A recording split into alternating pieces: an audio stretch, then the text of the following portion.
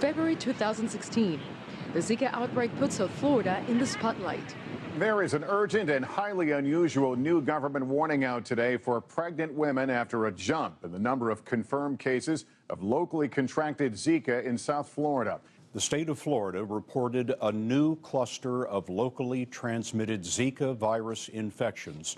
This is another Fox News alert tonight. There are alarming new concerns that the Zika virus is now being transmitted by mosquitoes here inside the U.S.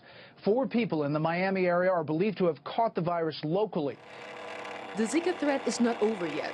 Health experts anticipate another outbreak this summer in Florida. We have a tremendous reservoir of virus which comes from the Americas, and we have a lot of tourism and travel that brings the virus in.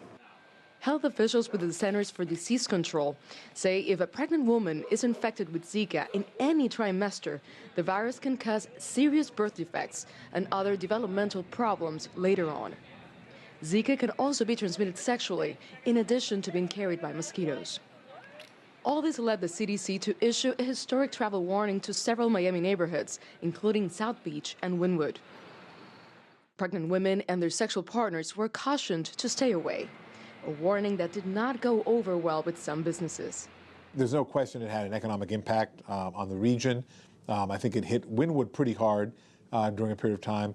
I don't think it hit us as hard, but still it hit us. I mean, restaurants and hotels reported some decline in business, particularly meeting groups that were making more long-term plans. More than 1,300 Zika cases were reported in Florida last year. Of those cases, 3 babies were born with abnormalities due to a Zika-related infection. So far, a handful of infections have been documented during the first month of this year, in part because mosquitoes do not reproduce in colder temperatures.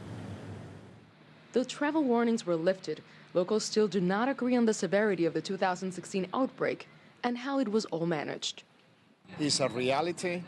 It needs to be controlled, and the government should get more involved because every year is getting worse, not only in the USA as a subtropical part of the country, in southeast Florida, but all over Central America and parts of South America where the tropics, where that mosquito grows faster than anyone else. I think they made a lot of media attention to it. Sometimes they made a lot of advertising to some causes, and maybe you never know, you don't need it. But authorities and health officials are not taking a risk. Genetically modified mosquitoes that could reduce the rate of reproduction are already being tested in parts of Florida, and education is still key. We could make a difference as a community if we all acted as soldiers in this war and made sure that there's no standing water anywhere. Nitza, Soledad, Perez, CGTN, Miami.